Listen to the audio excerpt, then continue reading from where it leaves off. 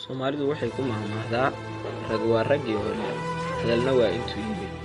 Haddaba mahmaahdani fudayd kuma bixin, balse markii dib loo fiiriyey dadkii hore, gaar ahaan Soomaalida, waxaa caddaatay inay ahaayeen dad dhinacyo aad u fara badan kaga duwan Soomaalida haatan.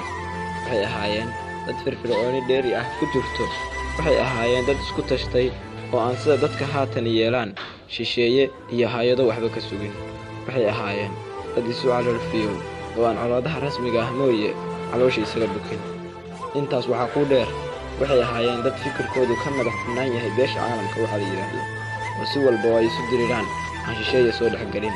Waxay ahaayeen dad ku hawlan nolol maalmeedkooda iyo tabcashadooda oo aan lahayn shaqo la'aan iyo wixii la halmaala oo dadka haatani ka cawdaan.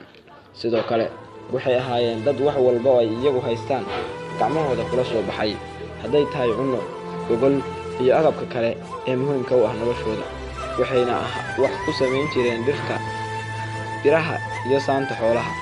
Agabkaasi oo dhammaantood ahaa kuwo ka tayo iyo caafimaadba fiican kuwa aynu maanta soo dhoofsanno oo inaan aqoon wax laga sameeyo. Agabka ugu muhiimsan oo ay samayn jireen ayaa waxaa ka mid ahaa dermooyinka, oo ah kuwo aad u tayo badan oo ay macquul ahayd inay 2 jiil iyo ka badan isticmaalaan. Bal isu fiiri iyaga iyo xasiigga dibadda laga keeno oo laga sameeyey haraadiga warshadaha Shiinaha ee shidaalka. Haddaba xasiiggan oo dhibaatooyinkiisa caafimaad ka sokow ah mid tayo liita, ayaa reer miyiga oo dhowaan uu gaaray u bixiyeen naanays caan baxday oo noqotay oo ah xaar iyo xasiig.